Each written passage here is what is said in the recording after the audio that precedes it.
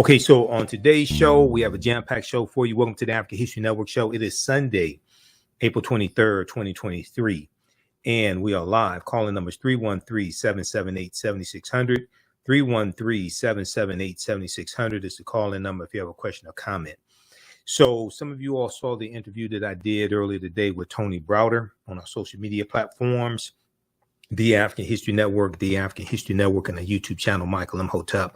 We talked a lot about history. We dealt with why Nile Valley civilization history matters, and we talked about African queens, and we also discussed some about Cleopatra VII and who she was, born in 69 BC. After the Greeks conquered in 332 BC, we talked about Alexander the Greek, etc. Okay, so I'm going to share an excerpt of that interview that I did with Tony. The whole broadcast is over 2 hours. You can watch it on our social media platforms or visit our website, TheAHNShow.com. TheAHNShow.com. We have it right on the homepage.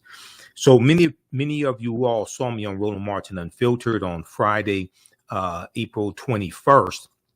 And we discussed the controversy surrounding the second installment of African Queens. African Queens is a documentary series, a docudrama series from executive producer Jada Pinkett Smith. And the first installment dealt with Queen Nzinga of Matampa, or modern day Angola. And, you know, we interviewed Professor James Small about that a couple months ago, because Professor James Small, one of my teachers, he was the one of the historical consultants on the first installment dealing with Queen Nzinga. The second installment, which debuts May 10th, deals with Cleopatra VII. Okay, now this is a period of time after the Greeks conquer, is no longer called Kemet. We know Alexander the Greek, or what they call Alexander the Great. There was nothing Greek. There was nothing great about him. We call him Alexander the Greek. He conquers Egypt in 332 BC, conquers Kemet in 332 BC. And this is basically when we look at the beginning of Egypt. Egypt is a Greek word. We know one of the original names was Kemet, meaning land of the blacks, or Tameri, meaning the beloved land. Okay, so there's a good article from Variety.com written by Tina Garavi, who is the director of this episode of African Queens. And she asked the question, what bothers you so much about a Black Cleopatra? What bothers you so much about a Black Cleopatra? And actress Adele James portrays Cleopatra. At one point, when the casting for the 1963 movie Cleopatra, which Elizabeth Taylor portrayed Cleopatra, at one point they were looking at Dorothy Dandridge to portray Cleopatra. Okay, so we're going to talk some about this on today's show. I'm going to let you hear an excerpt from Roland Martin Unfiltered. When I discuss this, I'm waiting for them to make that a separate segment so it could go viral. You know, the segment that we did on Roland's show that dealt with it was a white woman that was she verbally assaulted an African American woman, and that segment got 1.9 million views. So hopefully the one that we did dealing with Cleopatra on Roland Martin Unfiltered, hopefully that gets 1.9 million views as well, or more than that. Should get more than that. Okay, so we'll discuss this topic also and get into some history. And then the movie Chevalier, about Joseph Bologne. Joseph Bologne is known as the Chevalier of France, and he was a famous swordsman in France. He was born in Guadeloupe. His father was a white Frenchman, and he's known as the Chevalier de Saint Georges of France. Okay, so the new movie that just came out, Chevalier, is about his life, and it's about the French Revolution as well. So we're going to talk some about that history also. Okay, I reached into my archives and I pulled out an interview that I did with our great historian who's now an ancestor, Runoko Rashidi. I did this interview April 17th, 2014, back when I was on Blog Talk Radio. And we talked about the Black Madonna and Child. We talked about a number of different topics, but we started out talking about Chevalier, Joseph Bologne, okay? And we were discussing a series of articles that Runoko Rashidi had written for AtlantaBlackStar.com. And one of those articles was on Joseph Bologne. He also wrote an article dealing with the Black Madonnas in Europe. And we know that the Black Madonnas in Europe come from Asar, Aset, and Heru, who the Greeks called Osiris, Isis, and Horus. Okay. So we wrote a number of different articles for AtlantaBlackStar.com. So we discussed this back on April 17th, 2014. And Runoko called in from France. He was in France. We know he has a daughter that lived in France. And unfortunately, Runoko passed away August of 2021. He was doing a tour in Egypt and passed away. Okay, so I reached into our archives. I've interviewed some of everybody. I have.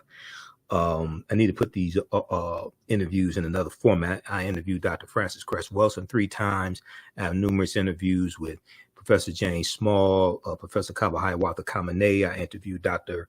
Richard King, the psychiatrist. I interviewed with Dr. Richard King, Dr. Wade Nobles. Who else? Some people passed away. Dr. Fukuyao. I have a number of interviews that I've done with scholars and historians and authors throughout the year. And I even interviewed Bernadette Stannis, Thelma from Good Times, interviewed her twice. Okay, so we'll talk some about the new movie Chevalier. And Dr. Ray Winbush went to go see that movie. He posted about it on his Facebook fan page, The African History Network. I shared that article. I shared his Facebook post on our fan page, The African History Network. And we're going to get Dr. Ray Winbush back on the show. We've had him on twice before. He's a psychologist and a historian also. Now, in addition to that, I was on Faraji Muhammad's show, The Culture, back on April 11th, 2023, earlier this month.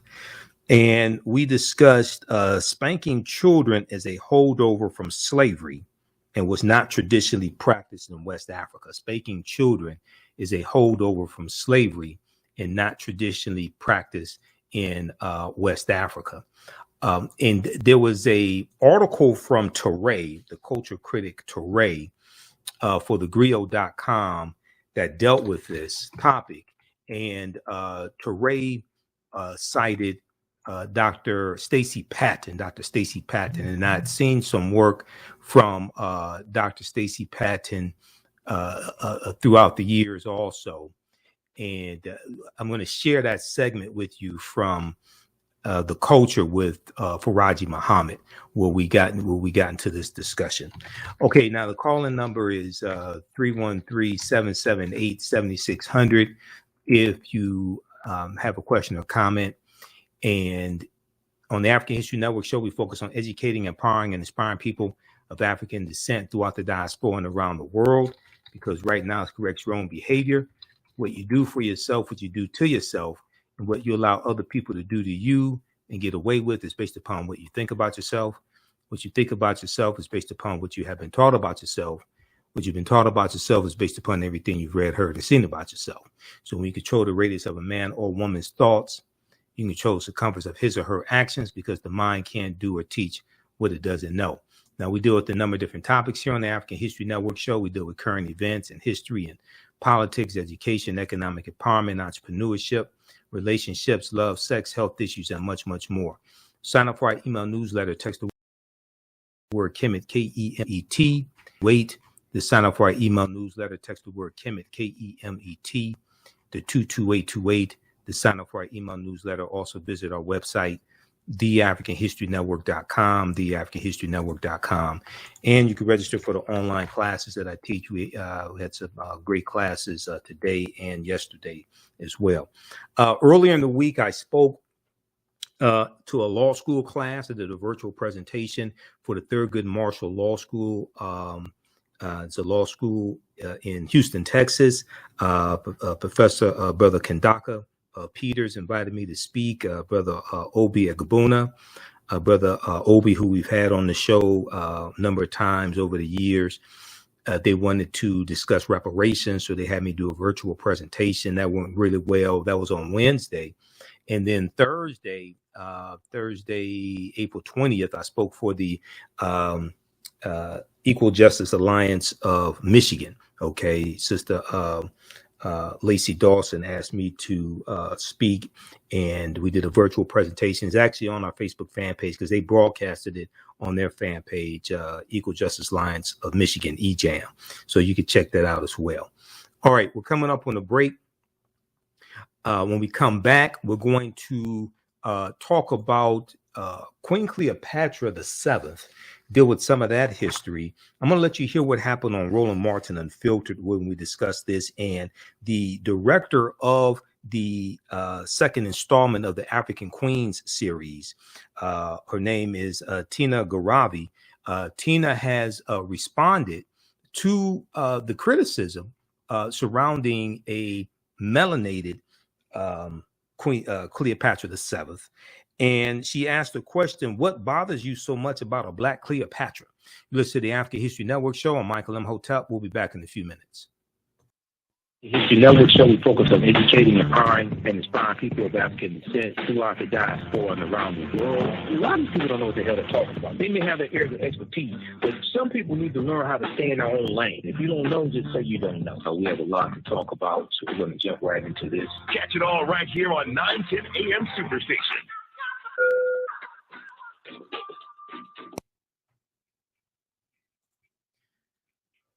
Welcome back to the African History Network show right here on 910 AM, the Superstation, the Future Radio. I'm your host, Brother Michael Imhotep. It is Sunday, April 23rd, 2023, and we are live. Calling numbers 313-778-7600, 313-778-7600 is the call-in number if you have a question or comment. Okay, we're going to go to this clip here. Doug, I'm sending you this text. Start the clip at we need to start it at the 1 hour, 21 minute and 1 hour and 19 second mark. So let me hit you with this, Doug, just a second. Yeah, 1 hour, 21 minute, 19 second mark. Okay, we'll go to that in just a minute. So there's been a lot of talk on social media dealing with the second installment in the series African Queens that is on Netflix. The first installment is on Netflix right now. This with Queen Nzinga. And the second installment debuts May 10th, 2023. Actress Adele James portrays a melanated Cleopatra, and it has a lot of people upset. And then you have one attorney in Egypt who said he's going to sue Netflix because they are showing an inaccurate representation of Cleopatra. All right. So there's a good article from Variety.com that deals with this. And this article is written by Tina Garavi, who is the director of this segment, this installment of the African Queens docudrama series. So the name of this article is Queen Cleopatra Director Speaks Out. What bothers you so much about a Black Cleopatra? What bothers you so much about a Black Cleopatra? And she said, and other scholars, and I talked to Dr. Charles Finch today, and Google his name, Dr. Charles Finch. We're going to get him on the show. I talked to him. We're setting up an interview to talk about Cleopatra and some other things. He has a book coming out, another book coming out as well. It is more likely that Cleopatra looked like our actor than Elizabeth Taylor ever did. Okay, so Tina Garavi says that last summer I was living in Venice Beach and had decided, due to a friend's persistence, to visit a fortune teller. Me, ever the skeptic, put game of me, ever the skeptic, but game for a laugh, agreed to go along. What the fortune teller said to me, made me roll my eyes. Quote, "I am not saying you are Cleopatra, but somehow you share her story and are connected." This is what the fortune teller told her. "I'm not saying you are Cleopatra, but somehow you share her story and are connected." Okay, so less than a month later, she said, "I got a call from a production company making Jada Pinkett Smith's African Queens, and was subsequently hired to direct 4 episodes of a drama documentary on the life of the controversial leader. The joke was on me.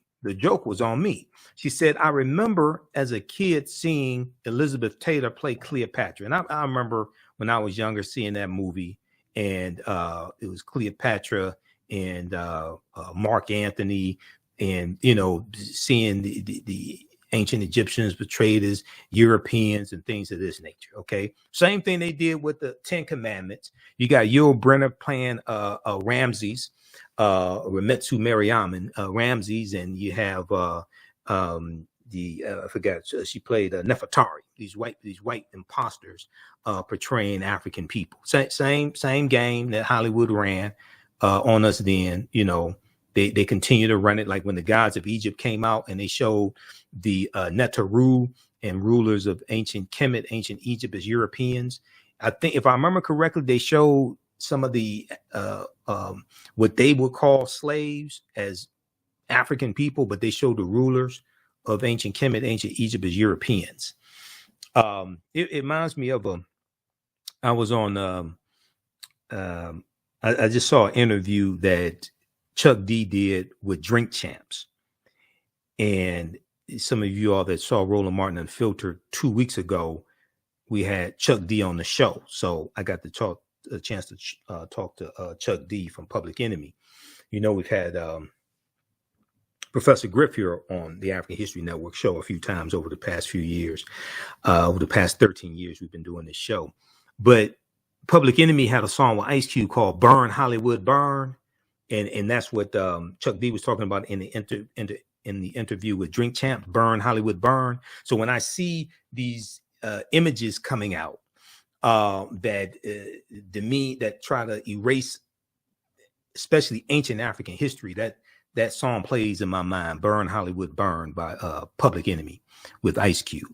But Tina Garabi said, "I was captivated, but even then I felt the image was not right when she saw Elizabeth Taylor playing Cleopatra." She said, "Was her skin really that white? With this new production, could I find the answers about Cleopatra's heritage and release her from the stranglehold that Hollywood placed on her image? Born in Iran, I am a Persian, and Cleopatra's heritage has been attributed at one time or another to the Greeks, the Macedonians, and the Persians. The known factors are that her Macedonian Greek family, the Ptolemaic lineage, Ptolemaic, Ptolemaic lineage, intermarried with West Asians' Seleucid dynasty, Selucid dynasty, and had been in Egypt for 300 years. Cleopatra was 8 generations away from these Ptolemaic ancestors, making the chance of her being white somewhat unlikely. One of the things that I talked about on Roland Martin Unfiltered is that the prism that we're looking through, the prism that we're trying to look at this ancient history in terms of black and white, those are relatively new concepts, largely being shaped in the 17th and 18th centuries. So, Doug, here, let's do this. We're going to clip number one. This is from Roland Martin Unfiltered from April 21st, 2023. Erica Savage is sitting there for Roland Martin. Let's go to the clip, Doug. A backlash is brewing over a new Netflix film by Egyptian-British filmmaker Tina Gavari. The TV drama documentary series about the life of Cleopatra, featuring Black actress Adele James in the leading role, has sparked outrage in Egypt with accusations of blackwashing and stealing their history. While it is unclear whether Cleopatra was Black, Gavari feels it is unlikely she was white. As history suggests, Elizabeth Taylor played the Queen in 1963. Gavari calls for a conversation about colorism and internalized white supremacy, and for imaginations to be liberated so historical figures can be explored without fear. Queen Cleopatra debuts on Netflix May 10th. So, Michael, with the social media controversy that has brewed, that was the first thing that I thought about. One of the early depictions that I saw of Queen Cleopatra was by Elizabeth Taylor, who is no doubt non-Black and very white. Talk to me a little bit about what lens you believe that this is really kind of gaining a lot of momentum from, and what this does with kind of like this racial reckoning that was supposed to happen after the lynching of George Floyd. What does it say about really where people hold their racial sentiments? Okay, well, thanks for asking that question, Erica. And I had been following this story for a number of reasons. And today I reached out to one of my teachers, Professor James Small, about this, who was a consultant on the first installment of the African Queens series, executive produced by Jada Pinkett Smith. The first installment was on Queen Nzinga of Matamba, which is in modern day Angola. He was a consultant on that first installment. And Professor Small put me in contact with one of my friends, Tony Browder, author of Nile Valley Contributions to Civilization. So this is a complicated issue. The reason why is in looking at different articles on this, the framework of Black and white are contemporary frameworks, 17th century, 18th century, coming from people like Carl von Linnaeus and Dr. Johann Friedrich Blumenbach, who are credited with really stratifying humanity into races. Okay, we're going to pick this up on the other side of the break. Hey, Doug, next week we got to get this Imhotep guy on the show, man. I like him, man. That guy's always sharp. He's a sharp dresser, too. All right, you listen to the African History Network show. I'm Michael Imhotep. We'll be back in a few minutes. 313-778-7600 is the call-in number if you have a question or comment. Listen to 910 AM Superstation WFDF. We'll be back in a few minutes. Great programming. It is what you want. 910 AM is what you need. I'm your host, Brother Michael Imhotep. On the African History Network show, we focus on educating, empowering, and inspiring people of African descent throughout the diaspora and around the world. A lot of people don't know what the hell they're talking about. They may have their areas of expertise, but some people need to learn how to stay in their own lane. If you don't know, just say you don't know. We have a lot to talk about, so we're going to jump right into this. Catch it all right here on 910 AM Superstation. Welcome back to the African History Network show. All right, they have some new imaging for my show. Okay, I didn't know they're going to pull that one. But anyway, all right, they have some new clips on my show. Okay, so right before the break, I was sharing a segment from Roland Martin Unfiltered from Friday, April 21st, when we were talking about the controversy dealing with Queen Cleopatra and her depiction, etc. We're going to go back to that clip here just a second. Let me go over to this. Okay, Doug, let's go back to the clip, please.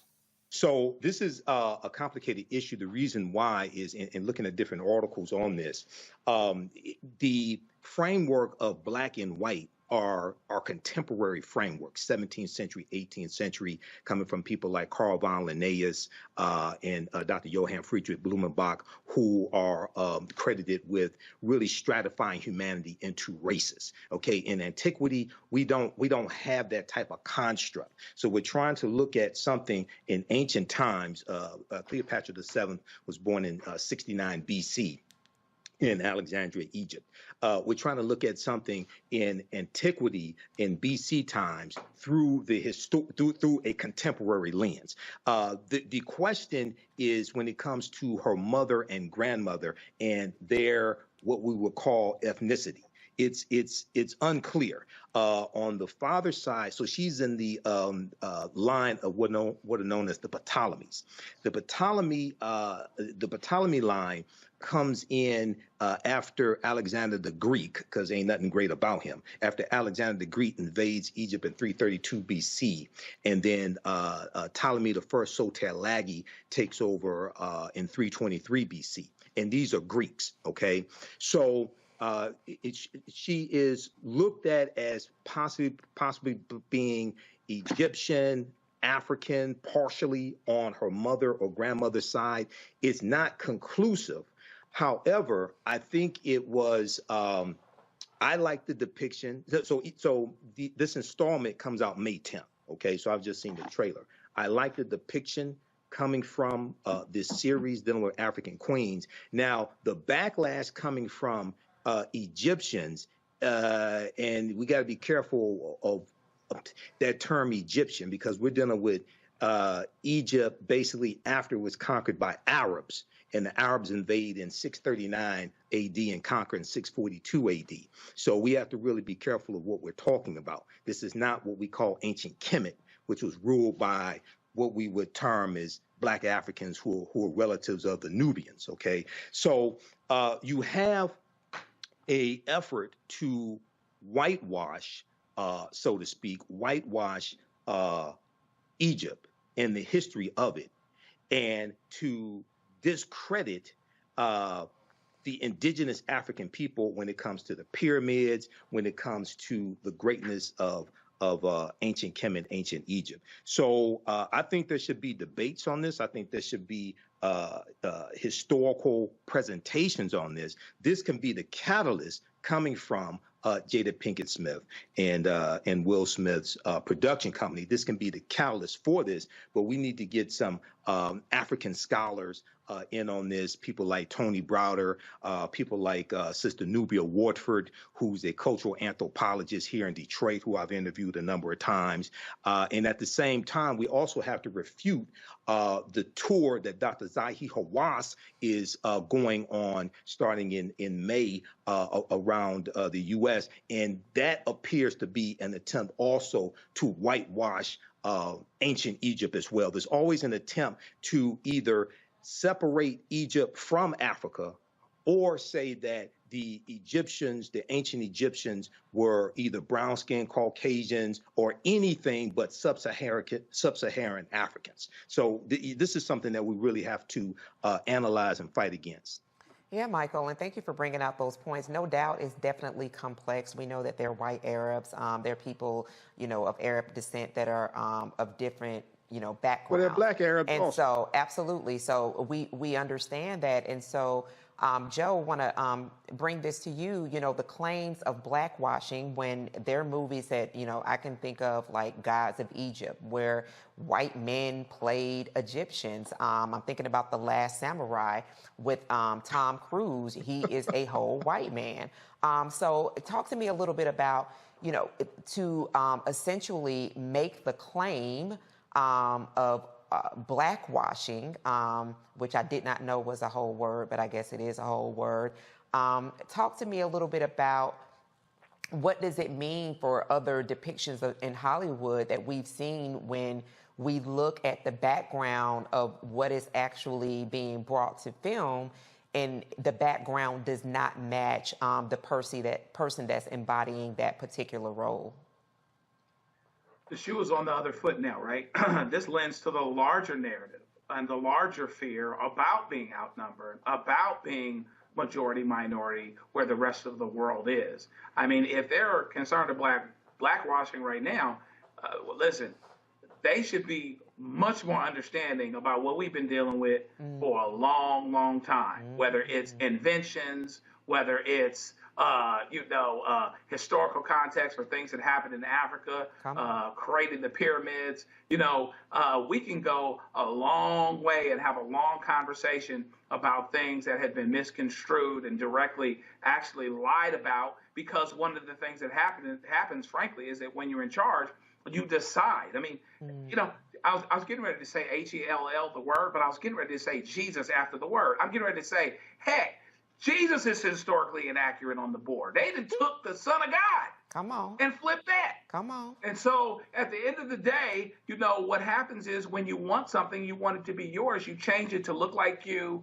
et cetera, et cetera, et cetera. But if we want to be truthful, then let's do, what we're talking about here in terms of let's get the information to be historically accurate to the extent that we can, and then embrace it. You don't have to feel any worse about anything just because we started civilization, but it is what it is, okay? So let's just go down the road, be truthful, and get rid of this notion about, being commercial, whitewashing things, making things feel better, making things look better and feel better, when you're really just turning it on its head and flipping what you've been doing the whole time. Absolutely, could not agree more. And Matt, to bring in the last point that Joe just made in terms of the truthfulness piece, when you think about the depictions of Jesus, he pretty much has a perm and is, white, essentially, when, it's described as something very, very different in the Holy Script. But we've been really dealing in a lot of elements of truth not being brought to certain communities, right? So when we're talking about, whether it's talking about Proposition A, remedies that will be made for Black and brown communities that will be of good effect for them, whether we're talking about, environmental impact for Black and brown communities, truths that really do matter in terms of ensuring that Black, brown, and indigenous communities are protected. Very quickly before we go to break, can you just share a little bit about what it would mean if this film is essentially not allowed to move forward on May 10th with the depiction of Queen Cleopatra as a Black, as a brown woman? I think that's another brilliant, insightful question. And to answer it very succinctly, I think it's just kind of part and parcel with the reality that we're seeing, that the truth does not matter. It's the feelings that matter. So people are taking umbrage to the idea that the depiction that they have been, sold for all these years about Cleopatra is being attacked, not the actual, reality of who she may have been, to Michael's point about not knowing the heritage of her mother. And what we're seeing particularly as it relates to the fights in the state houses and as it relates to education and all of the things in the national zeitgeist right now is that the truth doesn't matter. What matters is how you feel about what's being discussed. Case in point, critical race theory. 1% of people have any idea what that actually means. What they hear is race. So the truth of what's being taught or not being taught is immaterial. It's how people feel about that buzzword race, right? So that's what we're dealing with. And if you extrapolate from that, I think if this doesn't go forward, then it shows that, people who are don't care about the truth, but who care more about how they feel about a potential truth, have a louder bullhorn. And that becomes a problem, because if we do not have a consistency and a demand for the truth at all time, then we have no idea what is true and what is false. And when you wade into those waters, it's easy to control the people, which is what we're seeing happening in our country. My, a word was preached by Michael, Matt, and Joe. Okay. So you can check out that show in its entirety. That was from April 21st, 2023 on Roland Martin Unfiltered. Follow Roland on YouTube. Download the Black Star Media app. Follow me on YouTube. I have 64,000 followers on YouTube. It should be at least 100,000. Because I have 1 million followers on Facebook, so it should be at least 100,000 on our YouTube channel, Michael Imhotep, IMHOTEP. All right, now, calling number is 313-778-7600. 313-778-7600 is the call-in number. if you have a question or comment. I want to go back to this article. This is an important article from Variety.com. Then we're going to look at some more historical information. And I also want you to hear the conversation I had with Tony Browder today. And we dealt with a number of different topics. Most of the conversation was not about Cleopatra. It was about putting all this history into context, dealing with the Nile Valley region of Africa and Nile Valley history. But if we go back to this article from Variety.com, written by Tina Garavi, who is the director of this installment of African Queens series dealing with Cleopatra. So she said Cleopatra was 8 generations away from these Ptolemaic ancestors, making the chance of her being white somewhat unlikely. After 300 years, surely we can safely say Cleopatra was Egyptian. Now, she was no more Greek or Macedonian than Rita Wilson or Jennifer Aniston.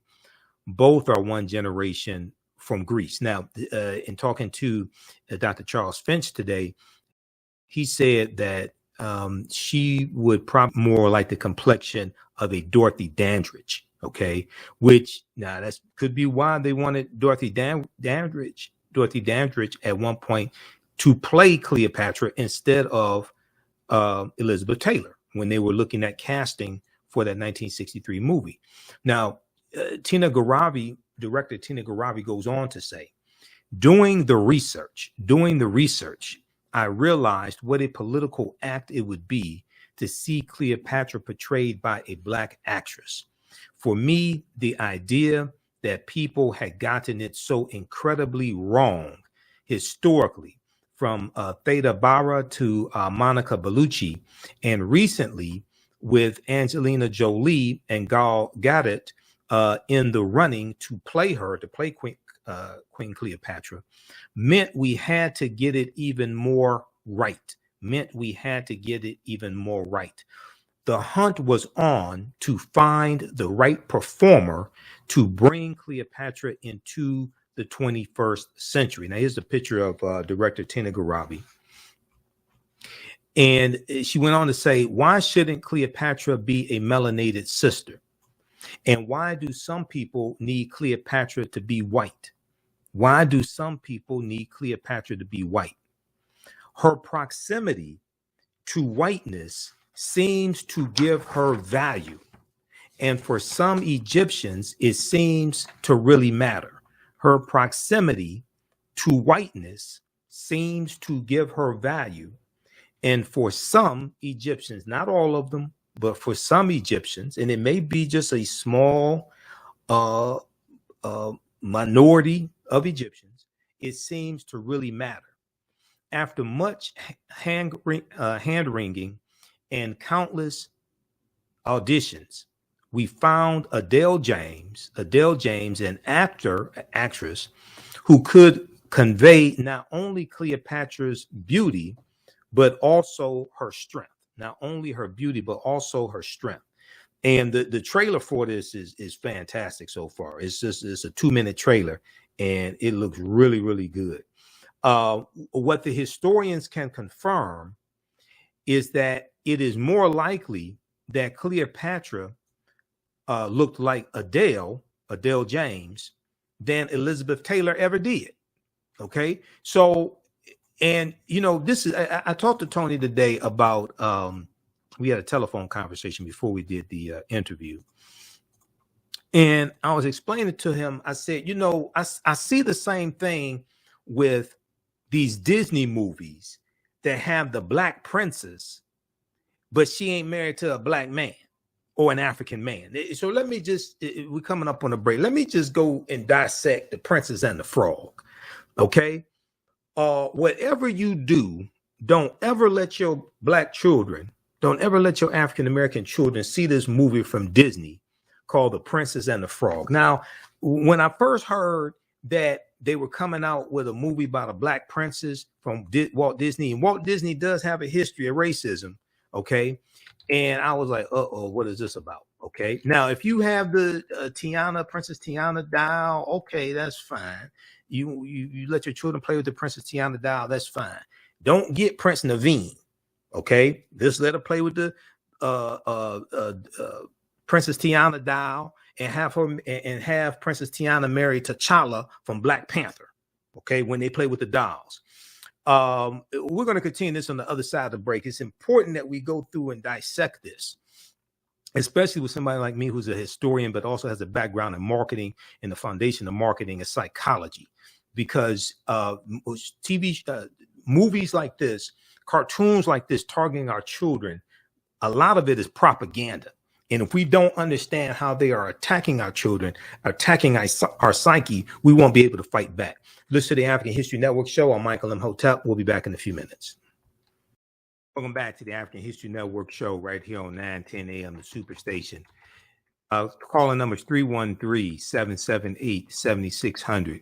313-778-7600 is the call-in number if you have a question or comment. All right, and Doug, I'm going to send you this clip here. It's just queued up. It's for clip number 2. I just have it queued up at the right point. All right, so I'm going to send this to you here. Okay, so let's continue. I just sent that to you. All right, so the Princess and the Frog. I want to talk about this for a quick minute, and then we'll get back to Cleopatra. But this is all connected. This deals with the power of imagery, right? And in my lecture series dealing with the deliberate destruction of the African-American family, I talk about the Princess and the Frog. So, and I'm going to pull up a picture here as well as of this, because I can't remember which where the presentation is on PowerPoint. I have so many presentations that I've done, and I don't even remember which laptop I had back at that time when I did this. But many people have seen the movie The Princess and the Frog, which is from Walt Disney. Okay, now the movie takes place in New Orleans. Okay, during the jazz era. Okay, New Orleans, 20s, 30s, 40s, something like that. And you have Tiana, who's an African-American woman, okay? And she, let me see, hold on. You have Tiana, who's an African-American woman. And in the movie, at the beginning of the movie, her father dies. Now, the voice of her father is from Terrence Howard, okay? From Terrence Howard, actor Terrence Howard. So she wants to own some type of nightclub or something like that. She can't find any other African-American man to help her with her dreams, okay? Help her fulfill her dreams. She is going to end up falling in love with this Eurasian-looking prince named Prince Naveen. Okay, and the only other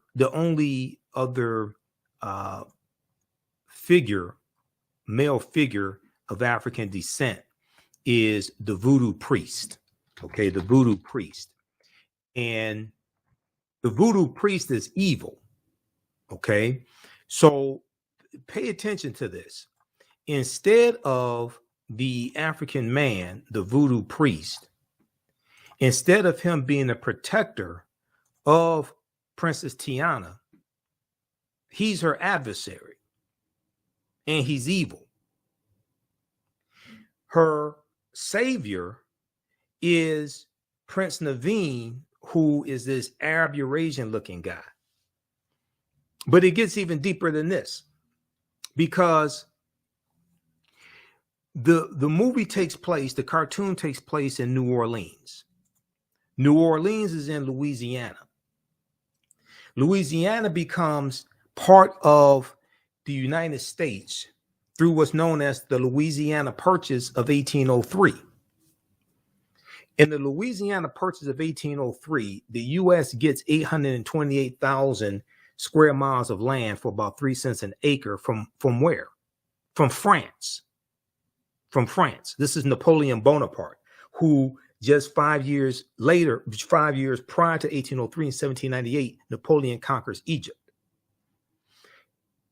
What's going on in the world at this time in 1803? What's going on in the world at this time in 1798? France is fighting against a group of Africans in a colony called Saint Dominique, who the Africans are going to call Haiti and later Haiti. Saint Dominique is on the island of La Isla Española, which is what Christopher Columbus called the island when he conquered it in 1492. And the western third of the island was first the colony of Santo Domingo under the Spanish. Then in 1697, the French take over the western third. They take over that western third of the island from the Spanish, and they call it Saint Dominique. When you study the Haitian Revolution, which begins in 1791, the Haitians reclaimed African spirituality and cast aside their white God, as one of my teachers, Professor Kabahayawatha Kamene, talks about in the documentary 1804 from director Tariq Nasheed. They cast aside their white God. They reclaimed African spirituality. What was the African spirituality that these Africans reclaimed that to help them defeat the French? And they didn't just beat the French, they beat the Spanish and the British, because the Spanish and the British were allies of the French. They reclaimed Vodun, who Europeans derisively call voodoo. And we see the African man, the only other African-American male character in the movie The Princess and the Frog, he's the voodoo priest, so he's automatically evil. So what they are doing is also attacking the African spirituality, which the Haitians reclaimed to help them defeat these European colonizers. This is in the movie The Princess and the Frog. Whatever you do, don't let your children watch this movie. Don't let your children watch this movie, especially if they're of African descent. So then she finds her savior in this white-looking, Eurasian, Arab-looking Prince Naveen. And they go off and they turn into frogs. They live happily ever after. She doesn't live happily ever after with an African-American man that looks like her father, who died early in the movie. He was an older man. Yeah, he died early in the movie. He could not protect her. Now, I'm not saying Prince Naveen was a bad guy. I'm not saying that. Okay? I'm not saying he was a bad guy, but he wasn't a black guy. That's what I'm saying. So we have to understand the programming behind a lot of these movies. And when we look at Brandy playing Cinderella, and she ends up with a non-African prince or non-African king, not an attack on Brandy, but it's like you have to go through and say, well, wait a second. You keep having these African princesses and black princesses, Walt Disney, but you don't have a black prince. You don't have a black king. Is Disney afraid of showing African men in positions of power, ruling over nations, controlling natural resources, having wealth? You listen to the African History Network show. When we come back, we're going to go back to Queen Cleopatra VII, talk some more about the series from Jada Pinkett Smith. And then I'm going to let you hear my discussion with Tony Browder on the subject today as well. He's the author of Nile Valley Contributions to Civilization. Listen to the African History Network show. I'm Michael Imhotep. We'll be back in a few minutes. Welcome back to the African History Network show right here on 910 AM, the Superstation. All right, the calling number is 313-778-7600, 313-778-7600 is the calling number if you have a question or comment. All right, I want to go back to this article here. This is from Variety.com, and this deals with the Queen Cleopatra documentary from Jada Pinkett Smith in the African Queens series. So this is a good article from Variety.com, written by Tina Garavi, who is the director of this installment of the documentary series.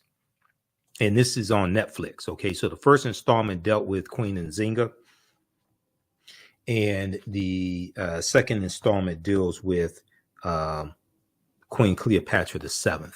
So if we go back to this article here, it says what historians can confirm is that it is more likely that Cleopatra looked like Adele James, the actress who portrays Queen Cleopatra. From what I see so far, she's done a good job. I've only seen a 2-minute trailer, but it looks really, really interesting. She looks more like Adele James than Elizabeth Taylor. Okay, now, as production got nearer, I realized the magnitude and political nature of this job. It was important to get things right, but also to find a way of telling the story with humanism and nuance, The last thing we needed was another Cleopatra divorced from her womanhood and her power only sexualized.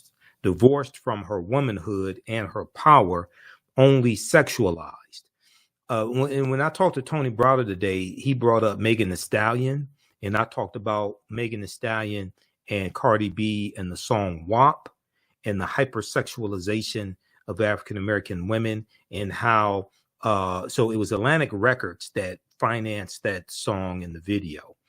And you're not going to have a record company have a top white female artist put out such hypersexualized lyrics. They're not going to do this, because you only protect what you respect. And they, even though they do suppress white women, even though some of them do have archaic views on women's rights, things like this, at the same time, they're going to treat them better than they treat African-American women, because you only protect what you respect. And they realize if you show white women as being hypersexualized like that, then the way you portray a people influences how you treat a people. Your thoughts create feelings, your feelings create actions and behaviors, your actions and behaviors create results.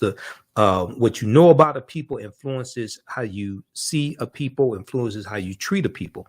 So if they put out images of white women that shows them hypersexualized and using explicit lyrics like that, and they have a music video out, and the chorus of the song repeats the phrase, "There's some H's in this house," about 79 times. White people are not going to tolerate that. All the white feminist organizations will come out in opposition to that. Largely, none of them came out in opposition to WAP because it was Negroes doing it. All the white feminist organizations, the white reproductive right organization, all of them will come out in opposition to this. And Atlantic Records and other record companies know this. But Negroes will tolerate anything. See, Negroes will tolerate anything, so they know they can do it and get away with it. And then it wins what, Song of the Year at the American Music Award, and I think it won like Grammy, it's Song of the Year for the Grammys or something like that. If your Song of the Year is WAP, you are having a terrible year. I'm trying to tell you right now, if your Song of the Year is what, go look at it, go look at the explicit, go read the uncensored lyrics. If your Song of the Year is WAP, you are having a horrible year. Now, the majority of my criticism, and many of you all have seen the interviews that the panel discussion I did with African-American women on this. We had Herb Alchemist on, we had Jade Arendelle, we had hip hop artist Heck of a Mecca, and so I had 3 women on. Yeah, majority of my criticism is not against Megan Thee Stallion and Cardi B. They're being used. it's against white corporations like Atlantic Records because they know better. And the reason why they know better is because they're not going to do that with a white female artist. And then when you look at the video, all the women in the video are of African descent, except for Kylie Jenner. Now, Kylie Jenner is a white billionaire. She's part of the Kardashian family. She's from the Bruce Jenner side. Now, Caitlyn, we ain't going to go into that conversation. But she's part of that side of the family, okay? Jenner. Nothing against her. You had some white people who did an online petition because they wanted her digitally removed from the video because she's a white female billionaire. And they didn't feel she belonged in the video. Basically, now, see, once again, you only protect what you respect. They were basically saying, look, you're too good to be with these Negroes. Let those Negroes do that. We don't have a problem if they do that. That's what we expect of them. That's what history tells us about them. That's what the media tells us about them. They're hypersexualized. They have to be over-policed. They're criminals. We expect that from them. The chorus of the song repeats the phrase, there's some H's in this house, about 79 times. Those Negroes can do that. That's fine. White woman, you have no business being with them. We're going to rescue you because you only protect what you respect. And then many of us just sit up there so brain damaged that we tolerate nonsense like this. And at some point, we have to come to the conclusion that the best way for us to get people to stop treating us like N-words is stop acting like it.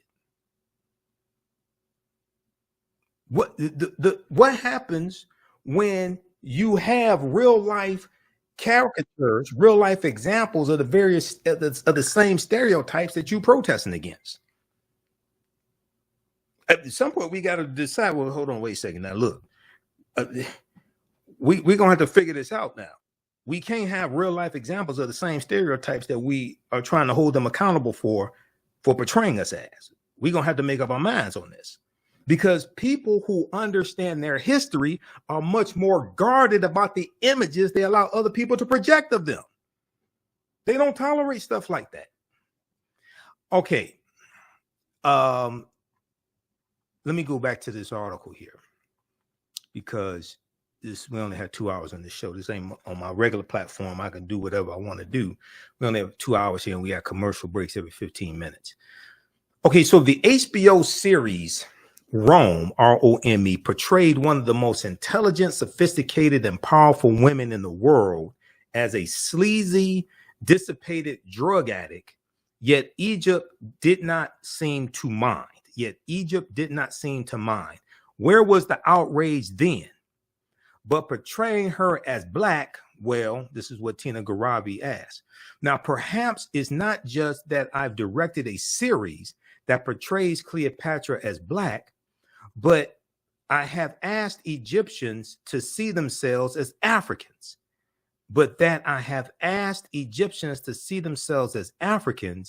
And they are furious at me for it. I am okay with this. While directing, I became the target of a huge online hate campaign. Egyptians accuse me of blackwashing and stealing their history. Egyptians, ain't that the pot calling the kettle black? I mean, come on. So at some point we're gonna have to have a reckoning. And it's like, hold on, wait a second. It's like in this country when you have white people who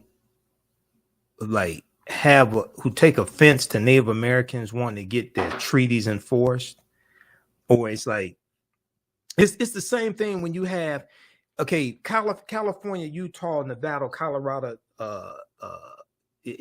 California, Arizona, New Mexico, Colorado, Utah, Nevada, Texas, all that belonged to Mexico. Florida was Spanish territory, all that.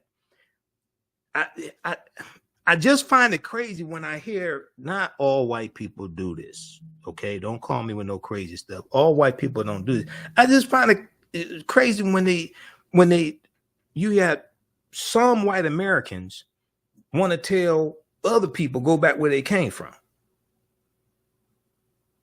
Well, you ever study the history of this country? Hold on. The people you want to call Mexicans, they were here before you got here. That not only that, when you go and look at President Herbert Hoover, 1929, after the stock market crash, and then it continues with President Franklin Roosevelt. There was a campaign where they deported about 1.8 million Mexicans back to Mexico because they said, this was during the Great Depression, they said that these Mexicans were taking jobs away from Americans. Well, wait a second. The Mexican-American War was a territorial dispute where the U.S. instigated this war with Mexico because the U.S. wanted to take over the entire North American continent. And there were Mexicans here before there were any, or the people who we call Mexicans, the amalgamation of Native Americans, Africans, and then you had the Spanish colonizers. This is where they're coming from. They were here before the first Europeans came here. And yes, African people were here as well. We know going back at least 51,700 years to Khoisan. Dr. David Imhotep deals with this in The First Americans Were Africans, Documented Evidence. Okay, but when I hear people who are calling themselves Egyptians today, and they're saying that you're trying to blackwash history, however they want to put it. Tina Garabi said that while she was directing this series, African Queens, dealing with Queen Cleopatra, the second installment, she said, I became the target of a huge online hate campaign. Egyptians accused me of blackwashing and stealing their history. Some threatened to ruin my career, which I wanted to tell them was laughable. I was ruining it very well for myself. Thank you very much. No amount of reasoning or reminders that Arab invasions had not yet happened in Cleopatra's age seemed to stem the tide of ridiculous comments. So the Arabs invaded in 639 AD and conquered 642. Cleopatra was born in 69 BC. Okay, she was born over approximately 700 years before the Arab invaders. Now, this is after the Assyrians invade in like 6th century BC. We'll continue this other side of the break. I want you to hear part of the conversation I had with Tony Browder today. Listen to the African History Network show. I'm Michael Imhotep. We'll be back in a few minutes. All right, how's everybody doing? So we have Keisha, we have Sharon, Door of L, just a few of the people watching. Sunflower, Fly Girl. Fly Girl said, yes, they are, Michael. They are afraid of all things black. Sharon said, of course, they are afraid of showing powerful African black men. This was when we were talking about The Princess and the Frog and Walt Disney. Sharon said, teach, brother. We've got Fly Girl said, there's no way that Cleopatra could have been anything but a black woman. Well, she would have. It's highly possible she was what we would call biracial today. Her father's side of the family was Greek, or we would say white. Okay. What's unclear is her mother's side of the family and her grandmother. So there's probably some type of African ancestry there on her mother's side of the family. She would probably be what would be considered biracial. She could look like Dorothy Dandridge. Dorothy Dandridge be of that complexion. She may be of the complexion maybe of a Halle Berry. Halle Berry is biracial. Halle Berry's mother is white. She may be of the complexion of possibly say an Alicia Keys. Alicia Keys' mother's white. Okay. Alicia Keys is biracial. Okay, so something of that nature.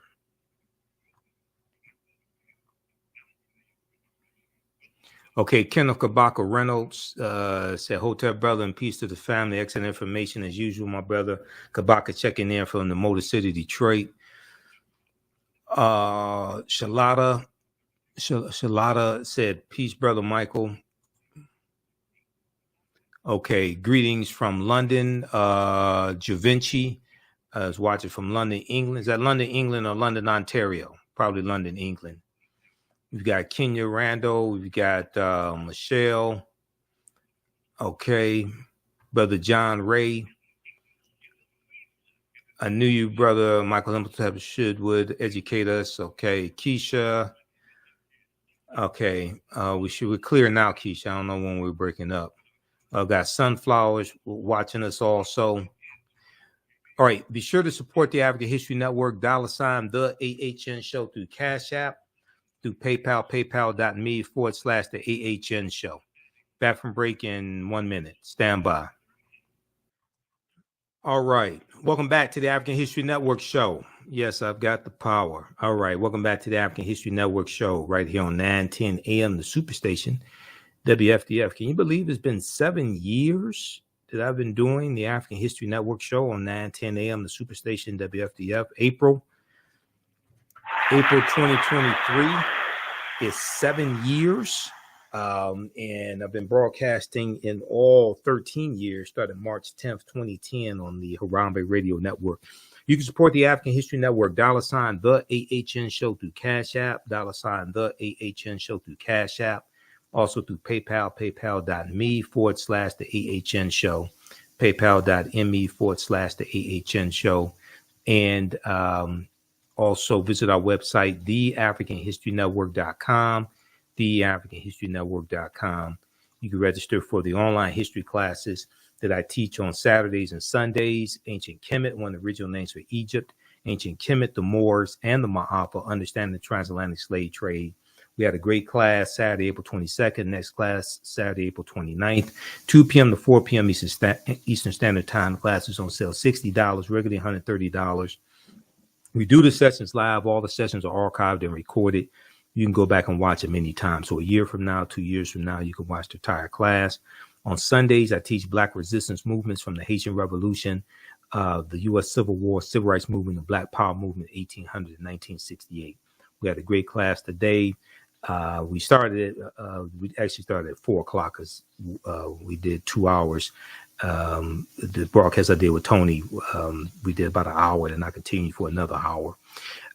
So this class looks at history chronologically from 1800 through 1968. We look at what leads up to the Civil War taking place. We look at the Reconstruction era, Jim Crow era, World War I, World War II, Civil Rights Movement, the Black Power Movement.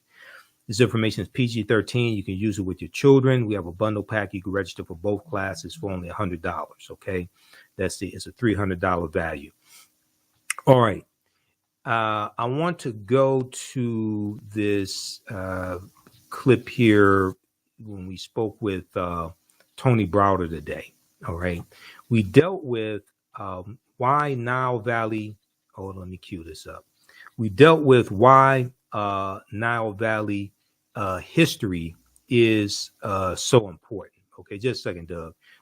And Tony Browder is the author of Nile Valley Contributions to Civilization, Nile Valley Contributions to Civilization, and also Egypt on the Potomac. He's the author of that as well, Egypt on the Potomac, and from the Browder Files. Okay, and Tony's a friend of mine. We've interviewed him here on the African History Network show a number of times.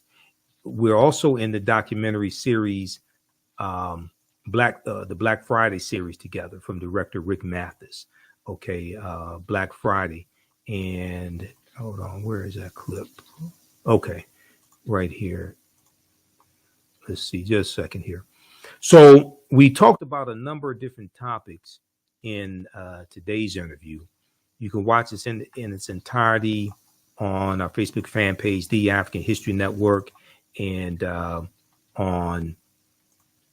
our YouTube channel, Michael Imhotep, IMHOTEP.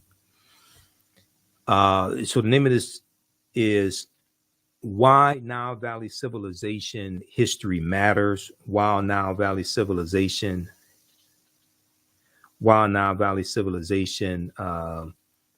history matters. And okay, let me know when you're back, Doug. He had to step away for a minute.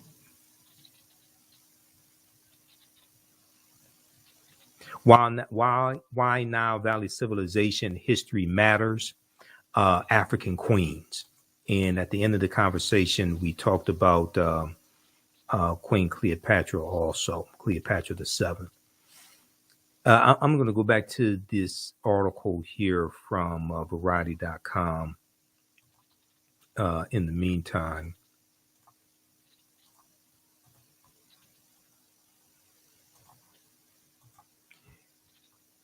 if we go back and look at this piece, just a second here, where are we? So Tina Gavari says no amount of reasoning or reminders that Arab invasions had not yet happened in Cleopatra's age seemed to stem the tide of ridiculous comments. Let's see. Amir in his bedroom in Cairo wrote to me to earnestly appeal that Cleopatra was Greek. Oh Lord, why would that be a good thing to you, Amir? You're Egyptian. So was Cleopatra black? We don't know for sure, but we can be certain she wasn't white like Elizabeth Taylor. Okay. We need to have a conversation. We need to have a conversation with ourselves about our colorism and the internalized white supremacy that Hollywood has indoctrinated us with. The internalized white supremacy that Hollywood has indoctrinated us with. And I agree with that, because if all white people disappear tomorrow, Negroes will still be Negroes, because we're dealing with an internalized self-hatred that's been programmed. Now, Willie Lynch never historically existed, so ain't no need of bringing up the fake Willie Lynch letter 1712 that Dr. Kwabena Ashanti wrote in 1970. There's no need in bringing that up.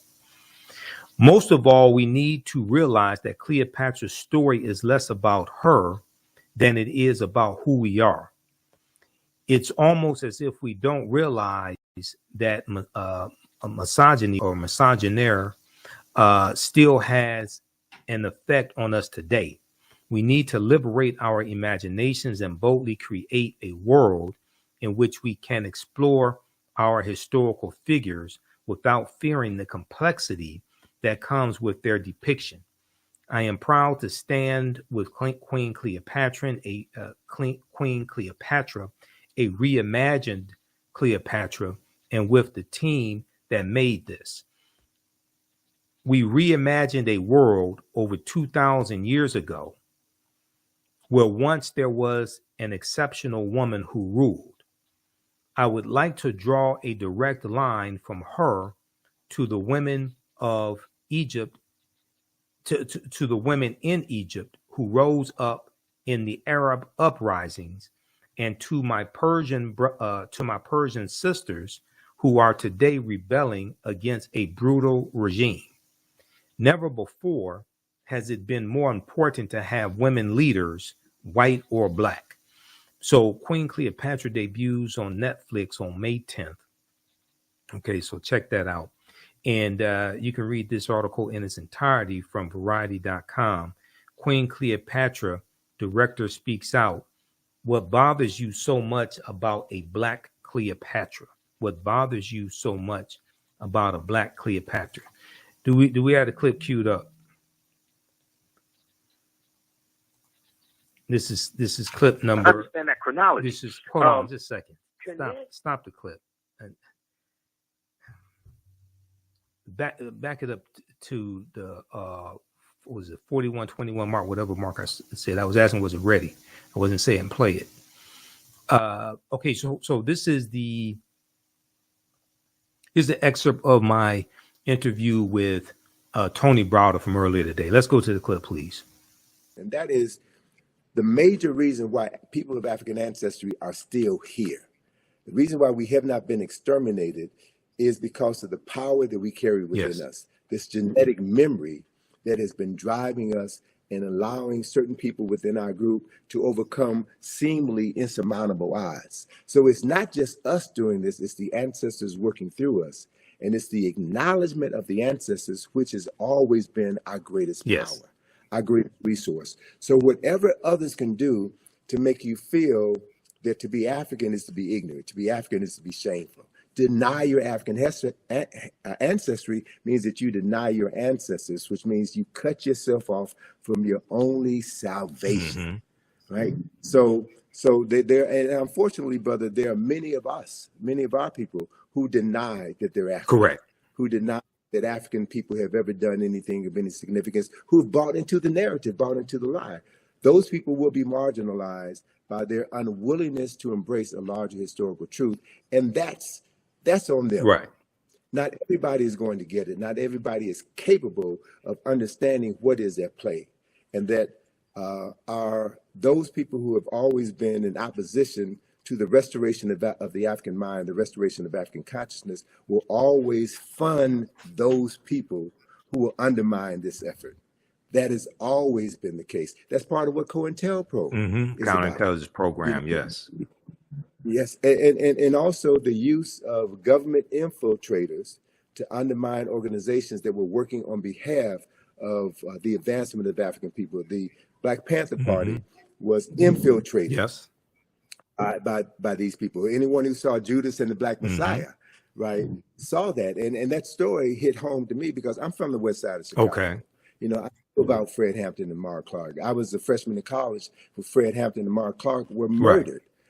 Went to school with a young lady who was in the house the night of the murder. So to have her give her description of what happened, and then to read in the newspaper, the Chicago Sun-Times, or to watch on the news, Mayor Daley, Edward Hammerhand, and other government officials give their version of the story, that's when the covers came off for me. That's when I began to realize that the media lies, the politician lies, that people have a vested interest in perpetuating a false narrative in order to maintain their power and suppress any effort on the part of African people to free their minds. So these issues are critical, man, and we cannot, we cannot have a short-term memory when we're dealing with long-term issues. Look at what happened in the 60s. Look at the rise of the Black Power movement, the Black Consciousness movement, and the things that the government did to shut that down. The introduction of drugs into our community. Again, I'm from the west side of Chicago, so I can tell you specifically what happened when cocaine was allowed to come into the community unabated. What the film, and this is again the power of the media, what the film Superfly did to destroy conscious Black folk on the west side of Chicago. Right, the original Superfly with Ron O'Neal, the original Superfly. Yes, exactly. Yeah, exactly. So I was in Chicago, man, when that film came out, and I saw how cocaine when the blaxploitation movies, and very quickly, and I know we only have a few minutes left here because I know you got to run. A couple of things I want to hit on that, but very quickly because people are asking. Also, if you want to support the African History Network, you could do so. Cash App, $ TheAHNShow through Cash App or through PayPal, paypal.me/TheAHNShow. We have the links on our website, TheAfricanHistoryNetwork.com, TheAfricanHistoryNetwork.com. I put the links there because some people have set up fake African History Network Cash App accounts and they've been stealing money from us. Okay. So we have the actual links there. You can click on it. To support Tony Browder and the work that he and his daughter, Atlantis Browder, do. Okay. Go to IKG-info.com, IKG-info.com. You mentioned Superfly, and I want to talk about that for just a quick minute, and then have you connect Nile Valley civilization and history to Queen Cleopatra, put it in a historical correct context. Okay, we're not going to let that dominate the conversation. Nathan McCall, the author Nathan McCall, he had a book out in the 1990s called Makes Me Wanna Holler. African American man, Makes Me Wanna Holler. And I read his book, and he talked about how in the 70s the movie Superfly made he and his friends want to sell drugs, to live that type of lifestyle. Okay. And he ended up going to prison. He became a journalist. I think it was either the Washington Post he ended up writing for. Washington Post. Yeah, I read his book, and his book was fantastic. And I had the book on tape, but that deals with the power of the media. Okay. And Dr. Leonard Jeffries has talked about previously how those blaxploitation movies, not all of them, there were some good movies, but how some of those movies showed us in the worst light and promoted drug usage, pimping, selling drugs, things of this nature. And white people profited off of these degrading images of African Americans. Right after Dr. King's assassinated in 1968, Malcolm X assassinated in 65, the Black Panther Party for Self-Defense is infiltrated and largely derailed, okay? And then you have these movies. So we got to understand that chronology. Connect the Nile Valley civilization history to putting Queen Cleopatra VII in the correct historical context, please. Great. So the perfect example I can give you is the work of Dr. Asa G. Hilliard III, who established a framework for understanding Nile Valley civilization. And he divided Nile Valley civilization into 4 golden ages. The first golden age was dynasties 3 through 6, when all of the Mir or pyramids were constructed. The second golden age was dynasties 11 and 12. 11 to 12, when all of the great literature, the philosophical literature, the scientific literature, the moral literature for the nation was established during that period of time. The third golden age and the longest golden age is dynasties 18 and 19, when Kemet was forced to become an imperialistic nation because of continued intrusions from the north. And then you have the last golden age, the fourth and final golden age, which is the 25th dynasty, which is what Dr. John Henry Clark referred to as Africa's last great walk in the sun. It was the last time in history that Africans were the wealthiest and most powerful people on the planet.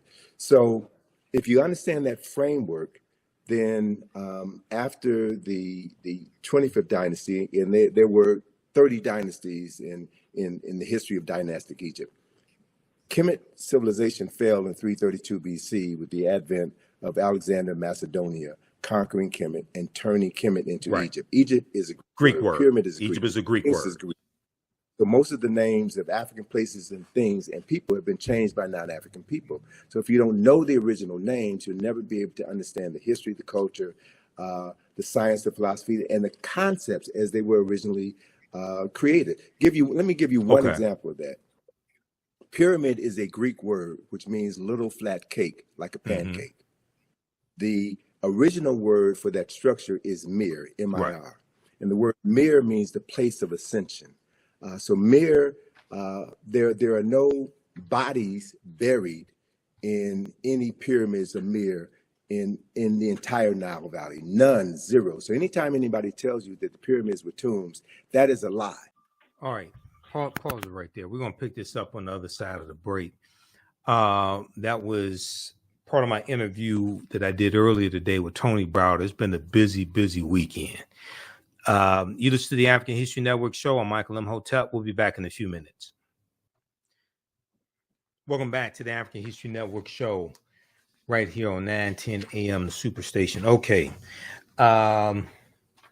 Let's do this. I want to go back to the clip here from the interview that I did with Tony Browder today. We're going to pick this up at the 42-minute mark. Doug, let's go back to this clip, please. Be able to understand the history, the culture, the science, the philosophy, and the concepts as they were originally created. Let me give you one example of that. Pyramid is a Greek word which means little flat cake, like a pancake. The original word for that structure is mir, M-I-R. And the word mir means the place of ascension. So mir, there are no bodies buried in any pyramids of mir in the entire Nile Valley. None, zero. So anytime anybody tells you that the pyramids were tombs, that is a lie. It's an intentional lie or unintentional lie based on ignorance. Mir were always built over tombs. The tombs were underground. So the word mir means the place of ascension. the place of ascension. And the purpose of a mirror was to facilitate the ascension of the soul buried underneath it into heaven, where that soul would be reborn. And they were very specific about where in heaven a soul would go to be reborn. So the first text which documented this journey of the soul into the afterlife was carved in the burial chamber of a tomb known as the Pyramid of Unas, right? So it's in his burial chamber where you find the oldest written religious documents in the world were inscribed on the walls of this particular tomb. That talks about the soul, that talks about the process for the salvation of the soul, that talks about the judgment of the soul, and the place where souls go to be reborn. So the framework for Western religions can be found in the Nile Valley. So it's important to reclaim the names. It's important to understand chronology and history. So in that context, Alexander of Macedonia conquered Kemet in 332 BC. And the word Egypt derived from the name Ha-Ka-Ptah, which is the temple of the spirit of Ptah in the city of Mennefer, which was later renamed Memphis by the Greeks. And so that word Ha-Ka-Ptah became Aegyptus, which was Latinized and became Egypt. That's how that word devolved, not evolved, it devolved because it lost its essence through the evolution of the word. And so once Alexander conquered Kemet, and he became so enamored by the 3,000 years of historical knowledge that he had inherited by virtue of conquest. And so he no longer referred to himself as Alexander, son of Philip of Macedonia. He called himself Alexander, son of Ammon, son of Amen, the unseen presence of God Almighty, which is a upper Nile Valley concept, right? And so the Greek rulers then descended from Alexander's line. And Cleopatra is the last of these Greek rulers. So Cleopatra, for all intents and purposes, Cleopatra was not African. She was not Kemetic in the literal sense of the word. And so my thing is, don't get caught up in Cleopatra. There are other personalities of more historical and cultural significance who we should be focusing our attention on. So I would bypass Cleopatra discussion and focus on Queen T, who was one of the baddest queens in human history. She was one of the most powerful rulers on earth. She was the wife of Amenhotep III, and their statue in the Egyptian Museum in Cairo is the largest statue in that building. And anyone who looks upon that statue could see the nationality or the race, if you will, of who these two African people were. And it's very clear that we understand the chronology. Queen T was the wife of Amenhotep III. The son was Amenhotep IV, who changed his name to Akhenaten. And Akhenaten's son was the person that we call King Tut. So if you understand the history, understand the chronology, you can focus your attention on subject matters that are more worthy of discussion than Cleopatra. Not to dismiss her summarily, but Cleopatra is about as significant as Meghan Markle. I'm just saying. Right. Context is everything. Context is everything. So look at, and there, thank you for that image of Queen T. Now, that's a very small image of Queen T. And what I would also suggest those of your listeners who live in New York, go to the Metropolitan Museum, the Met Museum, and you'll see an image of Queen T in the Met Museum. But that image of Queen T has half of her face destroyed. And there was an article that was written in the 1970s that was an attack against African-centered scholars. And Asa Hilliard brought this knowledge to our attention. The people from the New York Times had interviewed him as part of this same debate that folk are having right now about Cleopatra and African history. And Asa Hilliard showed this image of Queen T. And this image of Queen T, I love it so much because it reminds me so much of my dear friend, Dr. Francis Chris Wilson, with the afro, the stern look, and a woman who was clearly in control of herself and her destiny. So Asa referenced that face of Queen T in the Metropolitan Museum with half the face knocked off. So they had an opportunity, the New York Times had an opportunity to tell the truth, but they chose not to. And so these are the games that we're playing with, and we have to be very careful about who we get our information from. We should read everything, but read everything with a critical eye so that you can discern when someone is being deceptive. You can discern when you're being immersed into aspects of the truth so that you can ground yourself on the truth and not be led astray by arguments or false narratives that are designed to neutralize your strength, your power, and to waste time. Yes. We really don't have any time to waste. Yeah, absolutely. Okay, pause it right there. All right. When we come back, I'm going to let you hear, we'll switch gears and I'll let you hear an excerpt of a classic interview I did with Runoko Rashidi. And we talked about Joseph Bologne, the Chevalier of France, the Chevalier de St.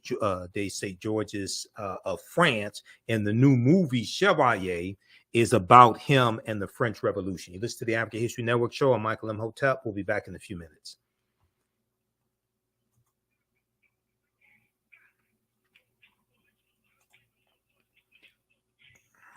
Stand by, everybody. All right. I saw somebody who donated through YouTube. Elliot C. Okay. Thanks so much for your support. But if you all can do it through PayPal or Cash App, that's better, because when you do it through YouTube, they take like a third of the donations and they only pay out once a month. Whereas if you do it through Cash App or PayPal, it's immediate. We get it right away. Okay. And they don't take out nearly as much as YouTube does. So $ TheAHNShow through Cash App and through PayPal, paypal.me/TheAHNShow. We have it here. I'm going to post it here. And it's right on the homepage of our website, TheAfricanHistoryNetwork.com. Welcome back to the African History Network show. All right. In the few minutes that we have left here, I wanted to talk about, I wanted to share an excerpt of an interview that I did with Runoko Rashidi. And this was April 17th, 2017. Okay, April 17th, 2017. The new movie that's out called Chevalier deals with Joseph Bologne, who was a famous violin player. He's known as the Black Mozart, and he lived in France. He was a confidant of Marie Antoinette. He lives during the French Revolution also. And he was of African descent as well. There's an article from CNN.com called Chevalier, or the so-called Black Mozart, had a fascinating life. Now it's at the heart of a movie. And I want to go to this clip here because we talked to Runoko Rashidi about this back in 2017. Okay, let's go to clip number 3, Doug. Come back to it in a minute. All right. Now, Runoko also wrote an article for AtlantaBlackStar.com on this subject of Joseph Bologne. And it is, the name of the article is Joseph Bologne, the Chevalier de St. Georges of France, is from July 6, 2014. July 6, 2014. And he wrote a number of articles for AtlantaBlackStar.com that are still there. Once again, we know we lost Runoko August of 2021. So check out this article as well. And this is what this new movie is about, Chevalier. The history of, let me see. Okay, his name is Joseph Bologne, known to history as the Chevalier de St. Georges. The history of African people is so vast yet so spectacular that one hardly knows where to begin. And this is not just the history of nations and kingdoms and communities, but of outstanding individuals, of great men and women. One of the most extraordinary of these individuals comes to us in the 18th century Europe and he draws our attention like a magnet. He's talking about Joseph Bologne. Okay, do we have the clip ready to go? Well, the greatest of the French philosophers during that period of time is, and remember, this is all new to me too. I'm learning the whole process. The greatest of the French philosophers is Voltaire, and then you're followed by a whole nother, era from the time that the Chevalier de Saint Georges died. And by the way, the word Chevalier means knight in French, so he became a knight. His father was a French nobleman, and his mother apparently was the most beautiful woman, the most beautiful African woman in the island of Guadeloupe. And so at a young age, Joseph Bologne goes to France, and because of his father's status, he receives a superior education. He was able to excel in many, many things. So on the one hand, his race is not a complete impediment, but he was only able to rise so far. Just to get to your question, but add a bit more information, he's also known as the Black Mozart. And Mozart actually had to come to him and ask him for a job. Joseph Bologne was the head of the French opera. And Mozart actually came and asked him for a job. Joseph Bologne was an associate of Marie Antoinette. He set the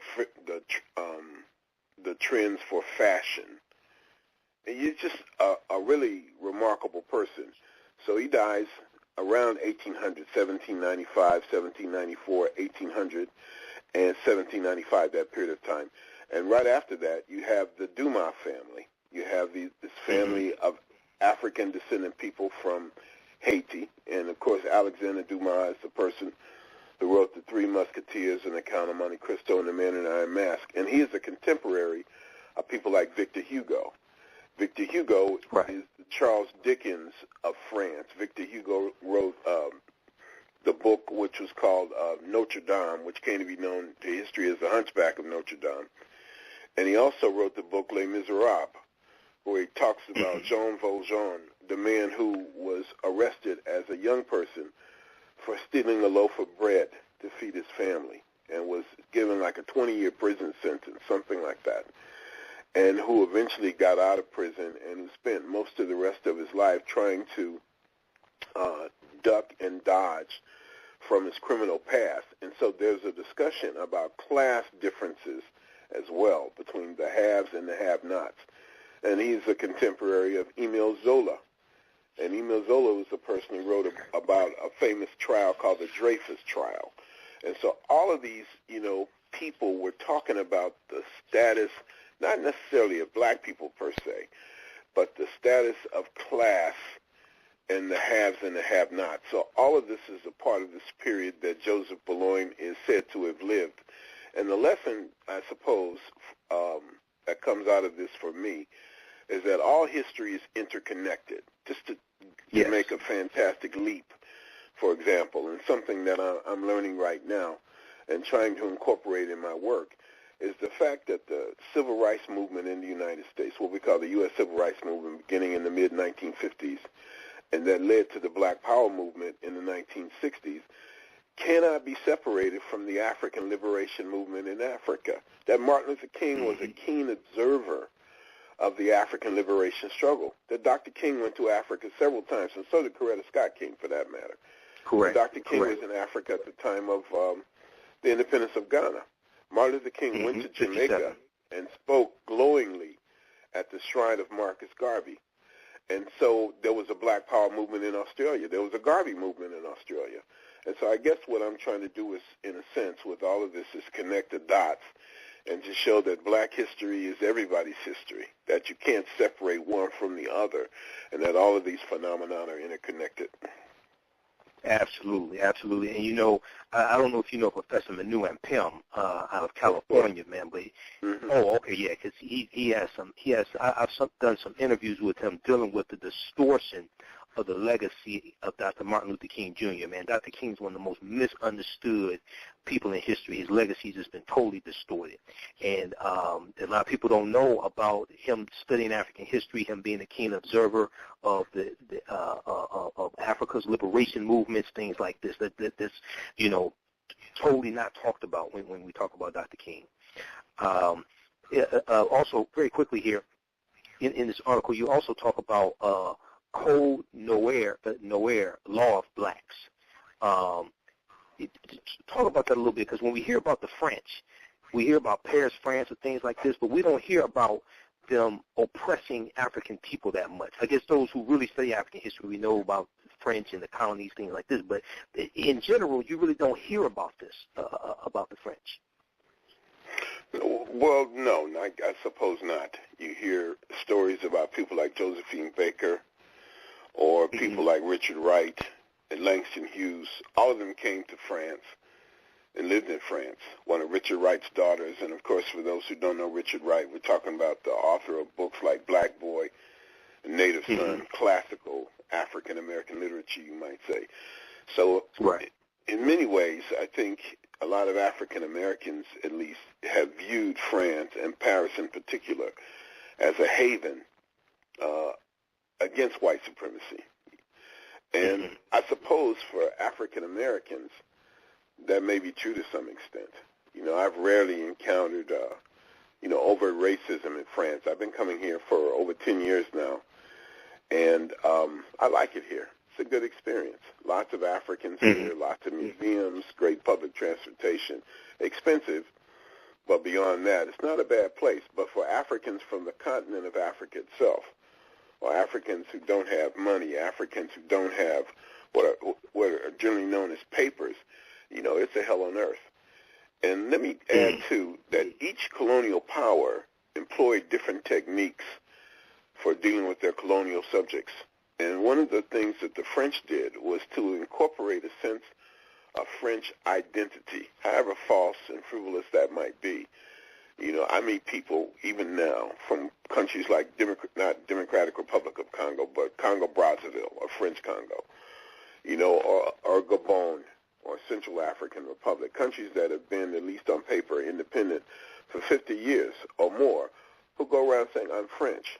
You don't encounter sisters and brothers from Jamaica or Nigeria or Ghana, you know, as poor as some of these countries are, although the material wealth is, you know, should make them very wealthy. You don't hear these sisters and brothers going around saying, I'm English. But the French did a marvelous job. You know, when I say marvelous, I'm saying that with some degree of sarcasm. I'm applauding my enemy to an extent. They did a wonderful job in incorporating a sense of French identity. And so people, in many cases, feel like their loyalty is to France. And then the Dutch did their own particular job, and the Germans, and the Belgians, and the Portuguese, and the Spanish. For example, the Portuguese developed a group of people called the Assimilados, you know, who are largely the offspring of the Portuguese and Africans, and put them in charge. And so the French are very similar to that. The French were some of the most effective colonizers, very, very racist, and a lot of us just don't know about that. And that's something that troubles me a great deal. You know, I spend a lot of time on Facebook, as well as you know, and one of the things that strikes me, in fact, I should do, you know, I've got several other articles coming up soon in Atlanta Black Star, but I see their format. And one of the things that they do is they might say 10, you know, great Africans who they need to make a movie about, or the 5 Africans who we need to emulate, or 5 classical civilizations that weren't in Africa but were black, things like that. But one of the things, if I ever get the time, I'd like to write is, like, what are the greatest myths of Africa? I don't know how I jumped to this point, but one of these myths might be that Africa is not named after a Roman general, or that the reason Africans are scattered around the world is not because of Pangea. You know, things of that nature. And the other thing is, I guess the point I was going to make, and I want to say this, and then I'll shut up for a moment. I guess I'm sleep deprived. Is Oh my God, it's almost 4 o'clock in the morning. You were talking about the myths. Yeah, I was talking about the myths, but there's one myth in particular that I wanted to introduce. I guess it'll come back to me, brother. Sorry about that. Okay, yeah, but Pangea is a good one. I can email you some things, man. Yeah, Africa was named after Here we go. I got it. Maybe the thing that frustrates me on Facebook the most is when I make a post and people say, I didn't know that. No, they don't say I didn't know that. They typically say, they didn't tell me that. We didn't learn this in school, as if it's the responsibility of other people to teach us our history, that we have become so intellectually lazy, let's be real, and so psychologically dependent that even though many of us say that the European is the enemy of Africa or Africans, that we still expect that enemy to teach us our history. And when you look at that, you realize how slavery, and colonialism has reduced us psychologically as a group of people. So, anyway, I could ramble on and on, about that, but those are some points I wanted to make in attempting to address your question in some way, form, or fashion. We have that. I re-aired that segment with my interview with Runoko Rashidi. We posted it again on our YouTube channel. Michael Imhotep, Imhotep. We'll be rebroadcasting that this week. You can check it out there. That's my full interview with Runoko Rashidi. All right. Visit our website, TheAHNShow.com, TheAHNShow.com. You can support us there and watch the broadcast on our social media platforms as well. We're out of time here. Right now, it's correct wrong behavior. It's not over till we win. Wakanda forever. We'll talk to you next week. Peace.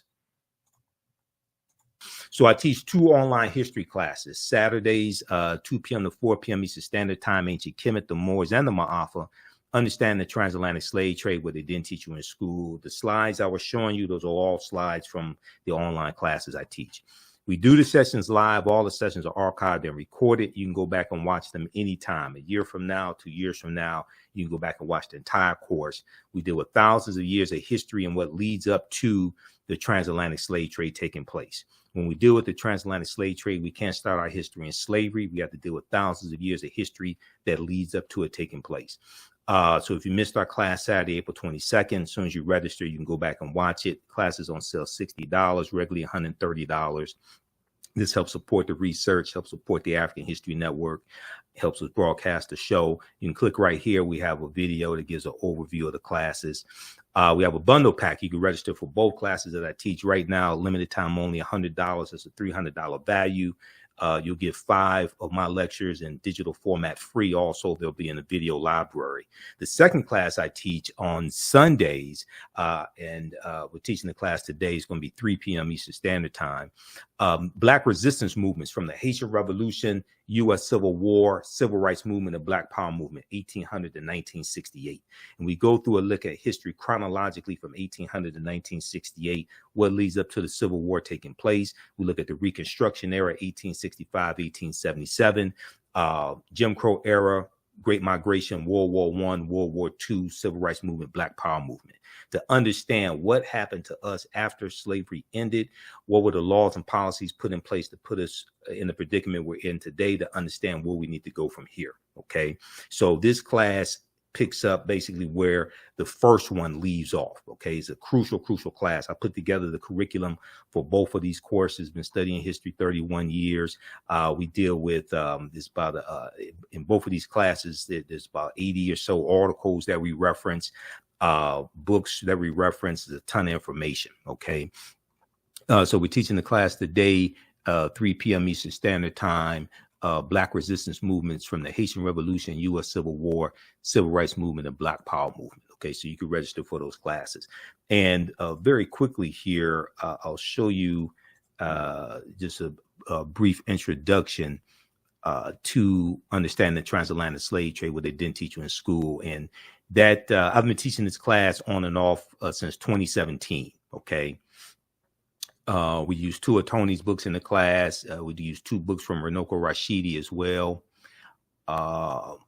And there's in yesterday's class, there was a interview that I did with Runoko back in 2014. And we talked about Chevalier, Joseph Bologne, who the movie Chevalier is about. All right. So I'm about to re-release that interview to let people hear that information also. Okay, let me show you this here quickly. And we dealt with this. We just had our class on Saturday, fantastic class, Ancient Kemet, the Moors, and the Ma'afa, Understanding the Transatlantic Slave Trade. I'll post the link here. Mississippi River. Now, you know, somebody asked about the Mississippi River. You know, Memphis, Tennessee is named after Memphis in Egypt. Okay, we talk about this in the class. Memphis, Tennessee is named after Memphis in Egypt, and one of the founders of Memphis, Tennessee was General Andrew Jackson, who then became President Andrew Jackson. And Memphis, Tennessee sits at the mouth of the Delta, the Mississippi River, and the Mississippi River was looked at to be the Nile River of America. The Mississippi River is looked at as the American Nile. Civilizations are built along long rivers. Civilizations were built upon along the Nile River. This is something that Dr. John Henry Clark talked about as well. Okay, now, so there's a relationship between Memphis, Tennessee, and Memphis in Egypt. Now, we can't start studying our history in slavery, even when we deal with the transatlantic slave trade. We can't start in 1619. I know the 1619 project is out. There's some good information in there. There's some problems with the 1619 project as well. I wouldn't say ban it or anything like that. But African people been in the land we call the United States of America going back at least 51,700 years ago. So we can't start in 1619 or the 1440s when the Portuguese get involved, 1441 with Anton Gonzalez going into Mauritania, taking out about 12 Africans, taking them back to Portugal. We have to understand the history chronologically and deal with the 800-year occupation of Europe by the Africans known as the Moors, who entered the Iberian Peninsula, today known as Spain and Portugal, from North Africa in 711 AD, led by Tariq ibn Ziyad. So in yesterday's class, we talked about the Moors going in, fighting against the Vandals and the Visigoths, and some of the things that the Moors introduced into Europe. And it's going to be the teachings that the Moors take into Europe that bring Europe out of the Dark Ages. So when you register for Ancient Kemet, the Moors, and the Ma'afa, Understanding the Transatlantic Slave Trade, what they didn't teach you in school, you can watch yesterday's class. So this course not only deals with the transatlantic slave trade, but thousands of years of history that leads up to the transatlantic slave trade taking place. August 20, 1619 marked the 400th year anniversary of those 20-odd Africans or 20-odd Negroes coming into Point Comfort on the White Lion pirate ship. It was a pirate ship. It was an English pirate ship on August 20, 1619, in what would later be called the colony of Virginia. This year was known as the Year of Return, as many African Americans were and continue to reconnect to Africa and are traveling to Ghana and other West African countries. When we discuss the transatlantic slave trade, we have to first understand that African people are the original people of North, Central, and South America and have been in the land we call the United States of America at least 51,700 years. So as we talked about with Tony, Dr. David Imhotep, the first Americans were Africans, documented evidence. His second book came out in October of 2021. The first Americans were Africans, revised and expanded. On page 14 of his book, he deals with evidence found in Allendale County in South Carolina by Dr. Albert Goodyear, who's an archaeologist at the University of South Carolina. This was a discovery made in 2004, and they found 13 different types of evidence to thoroughly document an African presence in the land we call the United States of America, going back at least 51,700 years ago. They found artifacts, architecture, campsites, carvings, Egyptian writings, footprints in lava, genetic M174D haploid groups dealing with DNA and genetics, linguistics, paintings, skulls, skeletons, structures, and tools. They found 13 different types of evidence. This is why we can't start our history in slavery. The original people of the land that we call the United States of America were African people. Okay, these were the Khoisan. The Khoisan have the oldest DNA on the planet. They come from southern Africa. They're the ancestors to the Ainu and the Twa, the short-statured Africans. All right. Now, here's a picture of Dr. Albert Goodyear. He's a white archaeologist at the University of South Carolina. This is an article from ScienceDaily.com that came out November 18, 2004. The name of this article is called New Evidence Puts Man in North America 50,000 Years Ago. New Evidence Puts Man in North America 50,000 years ago. The article is still there. You can go read it yourself. You can go research it yourself, okay?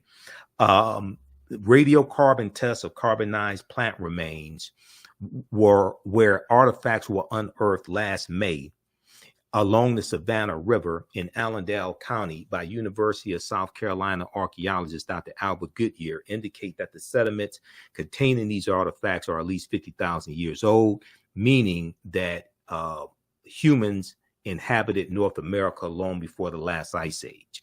Okay, now who were these humans? Were these brown-skinned Caucasians? Were these Europeans? Were these Asians? 51,700 years ago. Who were these people? There were no Europeans on the planet 51,700 years ago. There were no Asians. Okay, who were these people? The people who we call Native Americans, they didn't exist 51,700 years ago. These were the Khoisan. Now, in October 2012, genetic study published in Science magazine found that the Khoisan in southern Africa are the oldest ethnic group of modern humans, with their ancestral line originating about 100,000 years ago. The Khoisan, formerly called by the derogatory term Bushmen, are genetically unique and no other currently known population had separated so early from our common modern human ancestor, according to the report. Okay, now here are two Khoisan women. These are the short-statured Africans. Okay, now the Khoisan live mainly in southern Africa in territory spanning Botswana, Namibia, Angola, Zambia, Zimbabwe, and South Africa. They are largely divided into two groups: hunters and gatherers, known as the Sans people, S-A-N-S, and keepers of the livestock, known as the Khoikhoi people.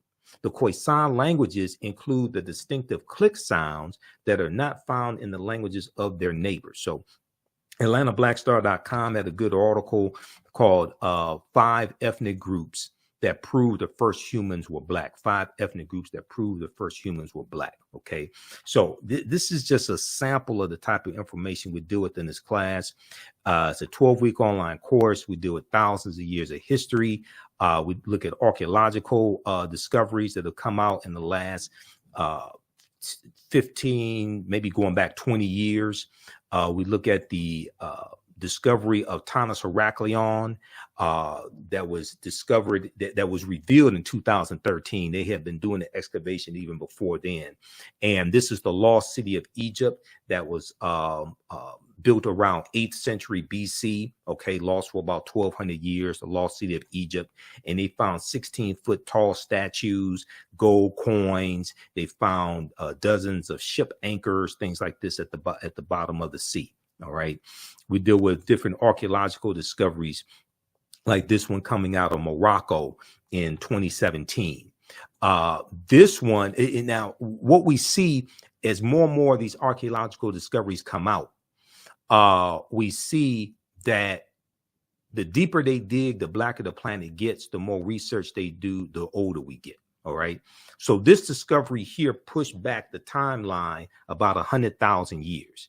And people like Dr. Charles Finch, who Tony Browder mentioned, people like Runoko Rashidi and other scholars, they've been saying that Homo sapiens are at least 300,000 years old and not 75,000 to 100,000 years old. So this is an article from NBCnews.com. We're older than we thought.